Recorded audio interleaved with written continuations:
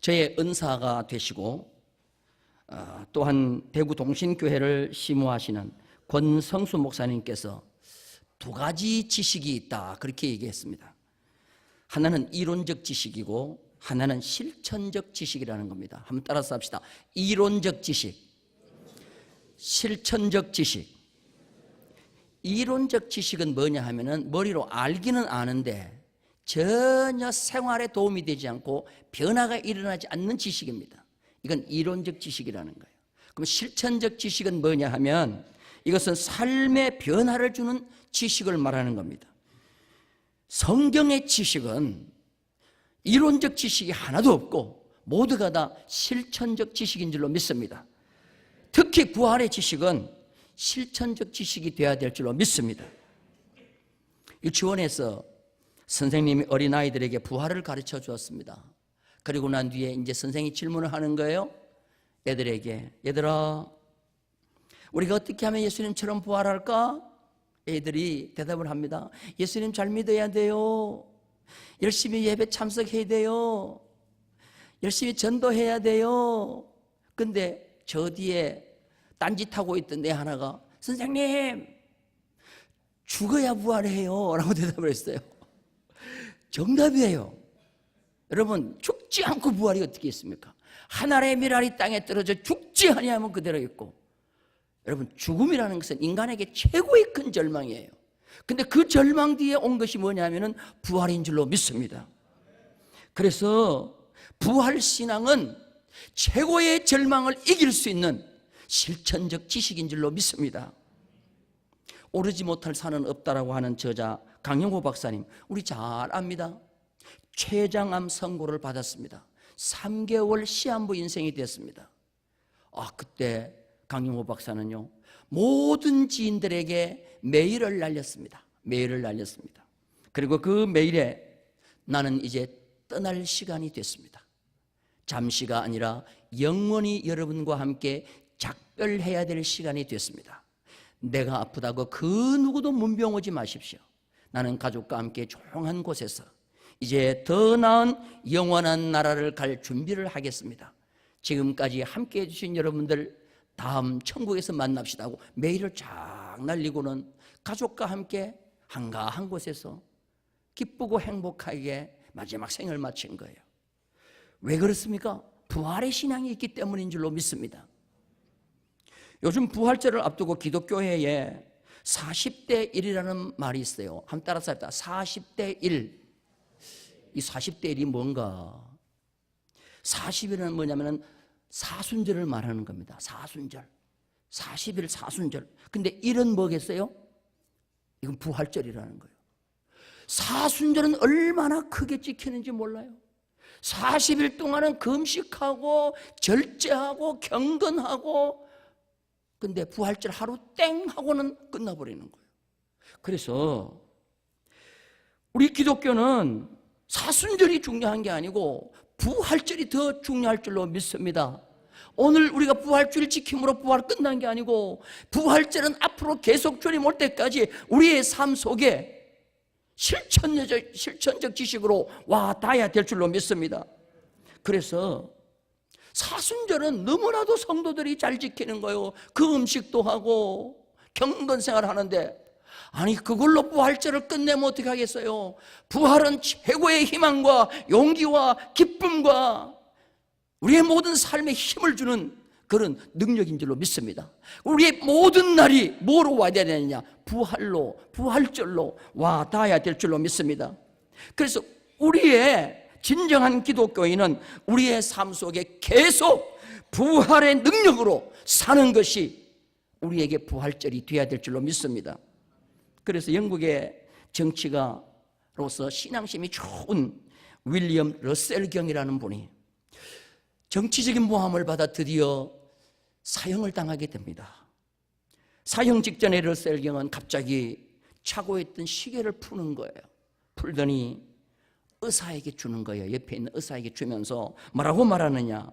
나는 다시 부활하여 영원한 세계로 갑니다. 나에게는 이제 이런 시계가 더 이상 필요 없습니다. 이런 시계가 더 이상 필요 없습니다. 부활의 신앙, 영원한 천국의 신앙을 가진 자는 죽음 앞에서도 두려울 것이 전혀 없다는 것입니다. 앞으로 우리는 어떤 어려움을 만나더라도 우리 부활의 신앙으로 다 이겨나가시고 기쁘게 맞이하는 그런 은혜의 역사가 있기를 주님의 이름으로 축원합니다. 그래서 부활 신앙은 이론적 지식이 아니라 실천적 지식인 줄로 믿습니다. 오늘 본문 말씀은 주님이 서머나 교회 사자에게 편지하신 겁니다. 서머나는 아름다운 항구 도시입니다. 지금은 이즈미르라고 부릅니다. 저는 저기를 한번 갔었는데요, 너무 아름답습니다. 터키에는 이스탄불이라고 하는 아주 큰 도시가 있죠. 항구 도시입니다. 그 다음에 큰 항구 도시가 이즈미르, 서머나예요. 수출 항구입니다. 우리나라의 부산과 같습니다. 에게해 가운데 가장 예쁜 항구 도시예요. 그래서 거기는 미스 터키가 많이 나오는 곳이라고 합니다. 아시아의 면류관, 아시아의 보석이라고 하는 그런 칭호를 가지고 있습니다. 여러분, 유명한 시인 호머 아시죠? 여기서 출생했다고 합니다. 그래서 학문과 과학의 도시가 서머나입니다. 서머나 그때 멋자는 유향을 뜻하는 멋자입니다. 그래서 이곳은 향료 생산지요, 향료 수출지로 유명한 것입니다. 이 서머나 교회 사자에게 주님은 편지를 하면서, 여러분, 편지에 중요한 게 두 가지가 있어요. 여러분, 편지에 제일 중요한 게 뭘까요? 편지에 중요한 것, 내용보다 더 중요한 것이 있어요. 편지를 다 써가지고 우체통에 넣었는데 아이고 큰일 났어요. 주소를 안 썼어요. 여러분, 발송인과 수취인이 제일 중요한 거예요. 그런데 오늘 주님은 발송인, 누가 보냈느냐를 소개하고 있는데요, 주님은 발송인이신데 뭐라고 자기를 소개했느냐? 처음이요 마지막이요, 죽었다가 살아나신 이가, 죽었다가 살아나신 이가 너희들에게 편지를 쓴다는 겁니다. 소아시아 7교회에 주님은 편지를 다 보내요. 다 보내는데 다 보낼 때마다 발송인이 주님이신데도 모양은 다 달라요. 어떤 교회는 이렇게, 어떤 교회는 이렇게, 어떤 교회는 날쌘 검을 가지시니, 어떤 교회는 죽었다가 살아나시니. 왜 오늘 이 서머나 교회에 주님은 편지하시면서 처음이요 나중이요 죽었다가 살아나시니라고 주님은 소개하고 있습니까? 이 서머나 교회가 당한 현실이 지금 죽었다가 살아나신 주님과 같이 죽음의 직면에 도달한 큰 고난이 있는 교회라는 겁니다. 그래서 처음이요 마지막이신 주님, 이 처음이요 마지막이신 주님은 세 가지 의미가 있습니다. 시간적으로는 처음이요 마지막 같으면 영원성, 영원하신 주님이라는 거예요. 그리고 힘으로는 처음이요 마지막이다, 전능성, 주님의 힘을 당할 자가 없는 전능성. 그 다음에 질적으로는 처음과 마지막이 똑같은 불변성. 그래서 영원성, 전능성, 불변성을 가지고 계시는 그 주님이 나는 처음이요 마지막이요 라고 그렇게 말씀하고 있습니다. 그 다음에 죽었다가 살아나시니라고 말씀하고 있습니다. 부활의 주님이 서머나 교회 사자에게 편지를 하는 겁니다. 서머나 교회는 지금 죽음 직전에 와 있어요. 그런데 두려워하지 말라는 거죠. 내가 부활한 것처럼 너희들도 이 모든 고난을 잘 이겨내고 나중에는 부활의 역사가 너희 앞에 펼쳐질 것이라는 것을 주님은 말씀하시면서 죽었다가 살아나시니라고 소개하고 있습니다. 서머나 교회는 빌라델비아 교회와 같이 함께 책망이 없고 칭찬만 받은 교회예요. 그래서 저는 빌라델비아 교회를 참 좋아합니다. 그 다음에 서머나 교회 참 좋아합니다. 두 교회는 책망이 없어요. 칭찬만 있어요. 첫 번째로 서머나 교회에 하시는 주님의 칭찬이 뭡니까? 환난과 핍박 속에서도 부요한 교회라는 거예요. 자, 우리 2장 9절 말씀 우리 다 같이 함께 읽도록 하겠습니다. 2장 9절 시작. 실상은 내가 부요한 자니라. 자칭 유대인이라 하는 자들의 비방도 알거니와 실상은 유대인이 아니요 사단의 회당이라 그렇습니다. 여기서 환난, 주님이 환난을 안다. 그런데 이 환난이라는 말은요, 헬라 말로 들립시나라는 말인데, 이거는 뭐냐 하면 무거운 바위 밑에 부서져 짓눌려 있다는 뜻이에요. 지금 서만학교의 모든 성도들이 로마의 왕권 황제 숭배 사상이라고 하는 그 신앙의 정면으로 대결을 벌이고 그 황제 앞에 무릎을 꿇지 않자 로마라는 강대국의 힘 앞에 그 큰 바위 밑에 지금 서만학교의 성도들은 다 씨앗이 말방앗간 밑에서 부서지듯이 지금 그들은 부서져 가고 있다는 거예요. 그렇게 눌려가고 있다는 것입니다. 그리고 궁핍을 안다 그랬습니다. 이 궁핍이라는 말은 외부의 핍박으로 생긴 물질적 손실이에요. 이거는 내가 게을러서 궁핍한 것도 아니에요. 이거는 외부의 힘에 의해서, 핍박에 의해서 생긴 물질적 손해입니다. 황제 숭배에 정면 도전하자 로마 정부로부터 경제 제재 조치가 생겼습니다. 그래서 그들은 손해와 물질적 피해가 얼마나 많은지 모릅니다. 그런데도 절대로 신앙의 변질이 오지 않는 거예요. 절대로 황제 앞에 무릎을 꿇지 않는 거예요. 우리는 오직 주 예수 그리스도만 믿겠다는 것입니다. 복음의 초기에 서만학교회뿐만 아니라 수많은 교회들이 얼마나 핍박을 많이 받았는지 몰라요. 그래서 로마의 군사들이 무슨 날을 기다리냐면 주일을 기다리는 거예요. 주일을 기다리다가 교회마다 성도들이 모여서 예배 드릴 때 모여져 있을 때 들어가서 그냥 기독교도들을 살해하고 끌고 가는 거예요. 얼마나 궁핍과 가난이 심한지 몰라요.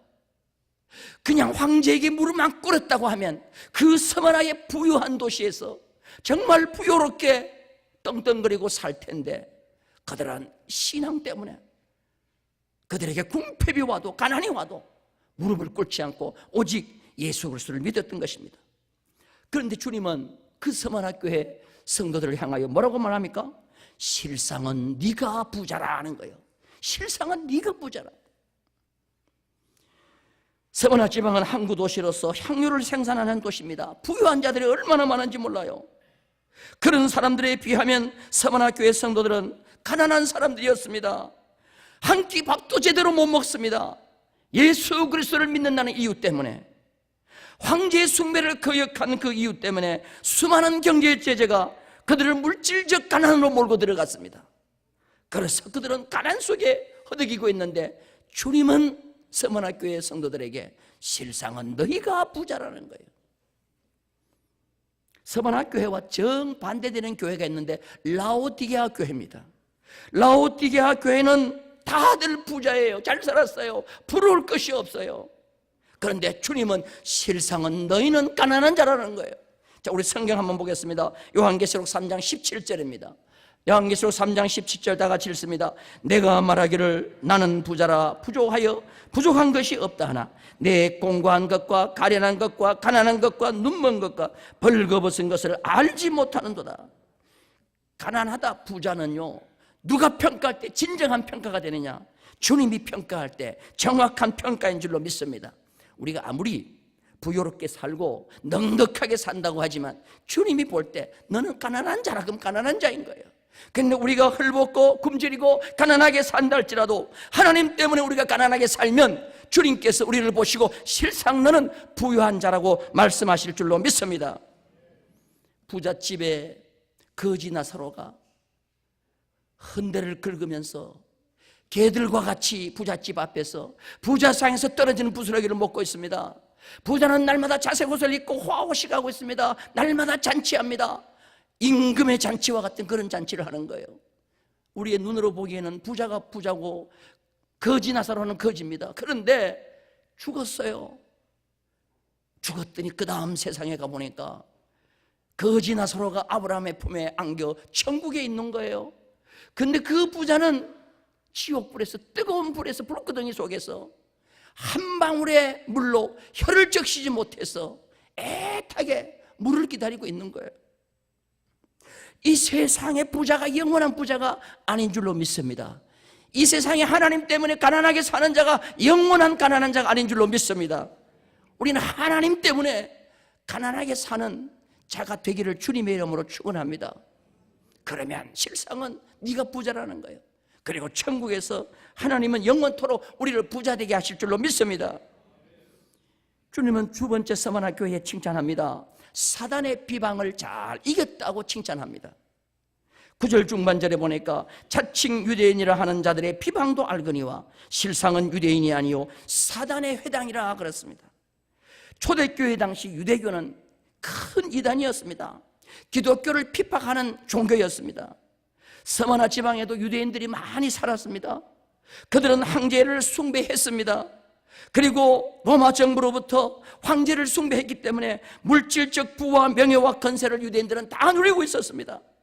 그런데 그들의 눈에는 항상 거슬리는 게 뭐냐면은 기독교도들이었습니다. 눈의 가시였습니다.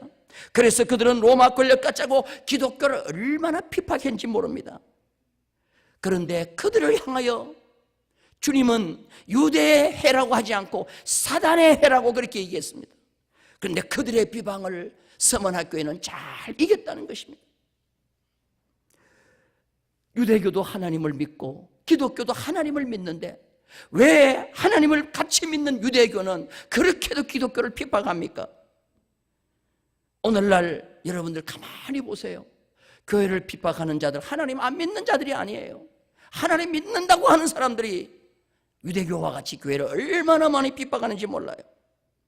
같은 하나님을 섬기면서도 하나님을 핍박하고 교회를 핍박하는 것입니다. 그런데 여러분들 서머나 교회는 그 핍박을 잘 이겨나간 줄로 믿습니다. 주님은 서머나 교회에 권면을 합니다. 어떤 권면을 하느냐? 장차받을 고난을 두려워하지 말라는 거예요. 한번 따라서 합시다. 장차받을 고난을 두려워하지 마라. 자, 우리 성경 한번 읽겠습니다. 2장 10절 말씀 다 같이 읽겠습니다. 시작. 볼지어다 마귀가 장차 너희 가운데에서 몇 사람을 오게 던져 시험을 받게 하리니 너희가 10일 동안 환난을 받으리라. 내가 죽도록 충성하라. 그리하면 내가 생명의 관을 내게 주리라. 할렐루야. 마귀가 장차 너희 가운데 몇 사람을 오게 던져 넣어 시험을 받게 한다는 겁니다. 유대 교도들에 의해서 황제 숭배 안 한다고 몇 사람을 죽인다는 거예요. 이 박해가 10일 동안 진행된다는 겁니다. 10일이라는 숫자는 짧은 기간을 나타내는 세머적 표현이에요. 히브리어 세머적 표현이 뭐냐? 열흘, 10일, 짧은 기간이라는 거예요. 아브라함이 아들 이삭을 결혼시키기 위해서 엘리에셀에게 내 고향에 가가지고 며느리 될 사람을 데려오라 그럽니다. 엘리에셀이 하란에 가가지고 이제 기도를 하고 누구를 만났냐? 리브가를 만났어요. 기도한 대로 리브가를 만났어요. 우리 주인의 며느리 될 사람이에요. 리브가의 집에 가가지고 이제 리브가의 오라비, 리브가의 어머니, 리브가의 아버지에게 사실 얘기를 쭉 설명을 드립니다. 내 주인 아브라함의 며느리 될 사람을 데리러 왔는데 오늘 이 리브가가 바로 하나님이 예비하신 우리 주인의 아들의 부인 될 사람입니다. 그러니까 그 모든 리브가의 가족들이 하나님의 뜻 가운데 모든 것이 예비된 것이기 때문에 우리가 가부를 얘기할 것이 없다. 이 말이 떨어지기도 전에 엘리에셀이 얼마나 급한지 몰라요. 내일 아침에 당장 그러면은 우리 주인의 집으로 출발합시다. 그렇게 얘기하는 거예요. 10년, 20년 키운 딸을 당장에 그냥 내일 아침에 데려가겠다는 거예요. 그러니까 이 친정 식구들이 열흘만 있다가 하면 안 되냐 물어요. 열흘만 있다가 하면 안 되냐. 그 유대인들 히브리 개념으로 열흘은 짧은 시간이에요. 그 짧은 시간 좀 있다가 가면 안 되겠냐. 안 된다는 거예요. 내일 당장에 가야 된다는 거예요. 이 열흘이라는 것은 짧은 기간이에요. 그런데 이 짧은 기간 동안 몇 사람이 순교를 한다는 겁니다. 그런데 그런 핍박과 어려움이 서머나 교회에 온다 할지라도 주님께서 그들에게 주신 권면이 뭐냐? 따라서 합시다. 죽도록 뭐하라? 충성하라. 그리하면 생명의 관을 내게 주리라 그랬습니다. 죽음을 두려워하면 타협한다는 거예요. 부활의 주님이 왜 서머나 교회에 나타났습니까? 내가 죽었듯이 너희도 이제 앞으로 나를 따라 죽을 자가 이제 몇 사람이 서머나 교회에 일어날 것이라는 거예요. 그런데 두려워하지 말라는 거예요. 죽도록 충성하라는 거예요. 그리하면 나처럼 부활할 것이고 그 다음에 천국에서 생명의 관을 내게 주리라, 그렇게 얘기했습니다. 그 말씀을 지금 주님은 서만화교회에 당부하고 있는 것입니다. 오늘 그 주님의 당부가 우리에게도 동일하게 이루어진 줄로 믿습니다. 신앙생활은요, 두려워하면 잘못하게 됩니다. 두려워하면 타협하게 됩니다. 우리는 부활의 신앙을 가지고 있는 자는 그 어떤 어려움 앞에서도 두려워하면 되지 않을 줄로 믿습니다. 주님의 이 권면을 말씀에 새긴 서만화 교인들은 죽음을 각오하고 로마의 황제 숭배를 하지 않습니다. 그런데 이 말씀대로 끝까지 지키다가 숭배한 자가 있습니다. 그 자가 바로 누구냐면은 사도 요한의 제자요 서만화 교회의 초대 감독이 된 폴리캅입니다. 한번 따라서 합니다. 폴리캅 기념교회에 가면은 저 성화가 있어요. 저 성화가 있는데 지금 폴리캅이 기둥에 묶여 있고 검에 찔려 죽습니다. 근데 밑에는 지금 불이 타고 있죠. 이 폴리캅이 초대 그 서만화 교회 감독인데, 이 폴리캅이 맨 처음에는 안디옥 출신입니다. 안디옥 출신인데 노예였어요. 그래서 구전에 보면은 서만화 가부가 안디옥에서 이 폴리캅을 종으로 사온 거예요. 근데 집에 종으로 사봤더니 요셉처럼 얼마나 똑똑한지 몰라요. 그래서 이 과부가 죽을 때 이 폴리캅을 자유인으로 만들어주고 죽어버려요. 그때 이 폴리캅이 자유인이 되면서 주님을 얼마나 잘생기는지 몰라요. 그래서 20대에 벌써 감독이 되어가지고 저기 서만화 교회 초대 감독이 되는 거예요. 그리고 황제 숭배를 하지 않습니다. 그러니까 이 폴리캅을 죽이기 위해서 화형을 시키는데 불을 피워놓고 그 위에 던지는 거예요. 던지면 불이 꺼져버리는 거예요. 아무리 불을 비춰가지고 그다 얹어 놓으면 불이 꺼지는 거예요. 그리고 비가 오는 거예요. 그러니까 저 그림에 보듯이 불에 죽이지 않고 칼로 찔려 죽이는 거예요. 이게 폴리캅이 서만학교에서 당하는 거예요. 마지막에 칼로 찌르기 전에 로마 병정이 이런 얘기합니다. 한 번만 주님 부인해라. 한 번만 주님 부임하면 안 죽이겠다. 그때 폴리캅이 그런 얘기합니다. 지금까지 86년 동안 한 번도 나를 배신하지 않는 주님을 내가 어떻게 배신할 수 있습니까? 주님은 나를 한 번도 배신하지 않았는데 내가 어떻게 주님을 배신할 수 있겠느냐. 결국은 그는 칼에 찔려 순교를 하죠. 주님은 이 서만화 교회 사자에게 편지하면서 이기는 자에게 약속을 주셨습니다. 이기는 자의 약속이 무엇이냐? 자, 우리 11절 말씀 다 같이 볼까요? 다 같이 읽겠습니다. 시작. 귀 있는 자는 성령이 교회들에게 하시는 말씀을 들을지어다. 이기는 자는 둘째 사망의 해를 받지 아니하리라. 몇째 사망이에요? 자, 히브리적 개념 그 탈꿈에 보면은 첫 번째 사망은 육체의 죽음이에요. 근데 두 번째 죽음은 뭐냐면은 하나님과 영원히 분리되는 영적인 죽음인데 지옥 갈 수밖에 없는 거예요. 그런데 순교하고 목숨을 죽도록 충성하면 둘째 사망의 해를 절대로 받지 않는다는 겁니다. 우리는 서만화 교회를 기억해야 됩니다. 그 교회는 어떠한 고난과 핍박을 두려워하지 않고 죽도록 충성한, 죽도록 예수 그리스도를 부인하지 않는 교회인 줄로 믿습니다. 이 신앙의 아름다운 전통이 우리 모든 성도들에게도 그대로 전달되기를 주님의 이름으로 축원합니다. 따라서 합시다. 부활의 신앙은 죽도록 충성한다. 믿으시면 아멘. 죽도록은 그러면 몇 살까지 충성하는 거예요? 죽도록은 몇 살까지 충성하는 거예요? 에? 나이는 상관없는 거예요. 죽도록이요, 죽도록. 할렐루야. 오늘 이게 핵심이에요, 핵심. 부활의 신앙을 가진 자는 죽도록 충성하는 줄로 믿습니다. 따라서 합시다. 주님이 일하다가 사명 감당하다가 죽어도 좋다. 이 젊은 분들 하는데 저 뒤에 분들은 왜 따라 안 하시는 거예요? 좀 더 사시고 싶어요? 아이고, 뭘 그렇게 이 땅에 뭐 그렇게 좋은 게 많다고.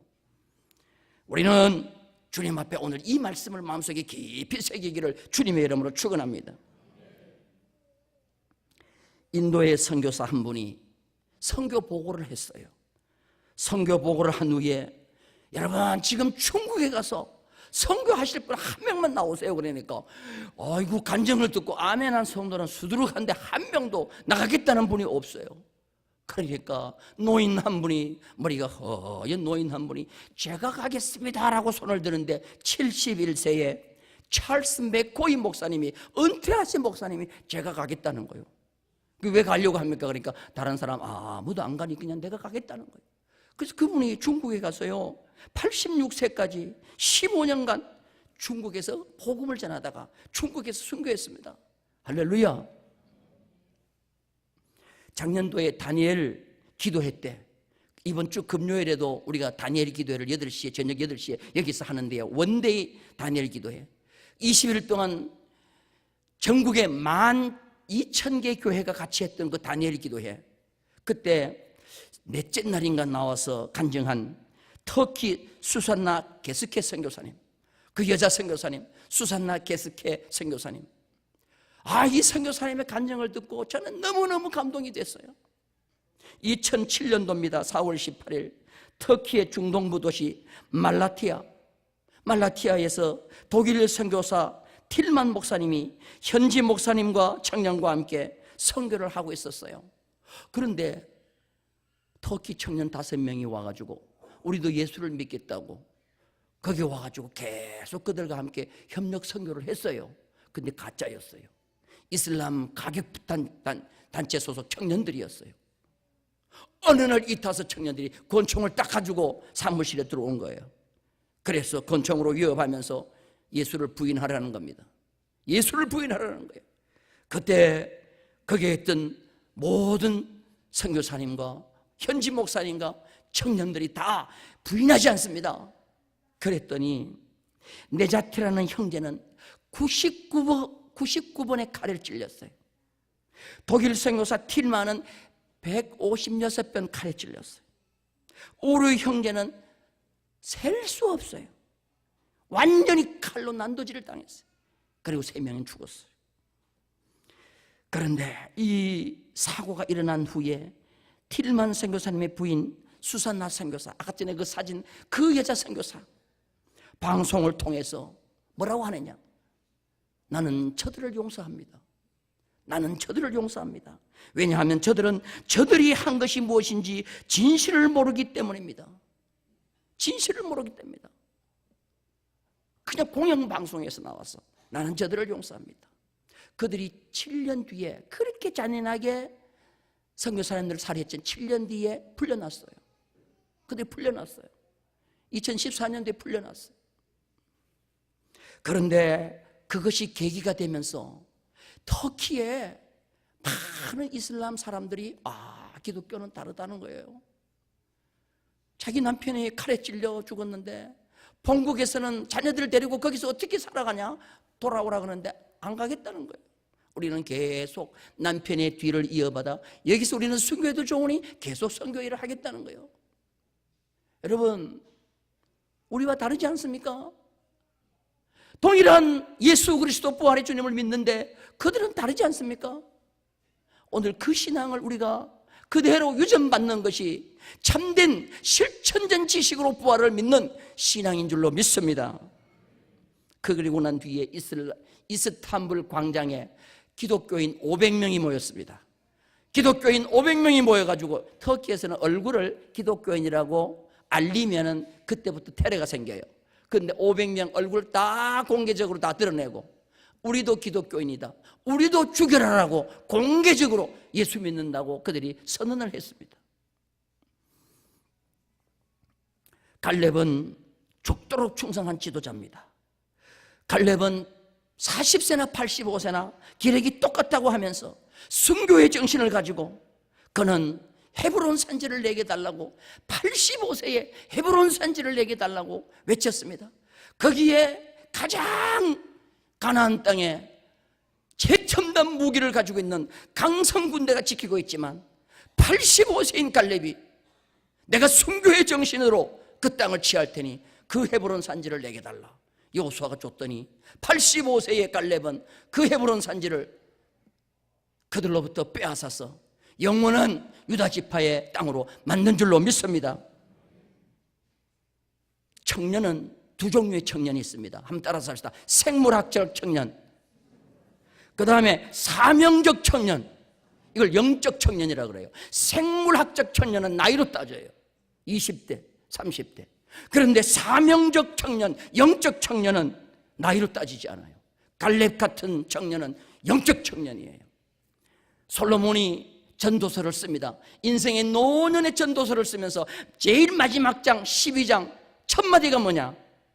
너는 청년의 때에 걸었어요. 자, 우리 성경 보십시다. 전도서 12장 1절 제일 마지막 장 첫 절입니다. 시작. 너는 청년의 때에 너의 창조주를. 지금 솔로몬이 이 전도서 쓸 때 할아버지예요. 인생 제일 마지막인데 자기를 향하여 뭐라고 불렀어요? 너는 무슨 때? 청년의 때. 따라서 합시다. 우리 충북교회는 모두가 다 노인이 아니고 뭐라고요? 청년이다 이거죠. 사명적 청년이라는 거예요. 믿으시면 아멘. 이 사명적 청년을 말하면서 너의 창조주를 기억하라는 거예요. 전능하신 하나님을 기억하고 끝까지 죽도록 충성하는 부활의 실천적 신앙을 가지고 있는 자, 영적인 청년일 줄로 믿습니다. 그 은혜가 우리 가운데 모두 있기를 주님의 이름으로 축원합니다. 우리 한 시간 찬송가 161장 할렐루야 우리 예수 찬양하시면서 하나님 앞에 귀한 예물 드리도록 하겠습니다. 161장입니다.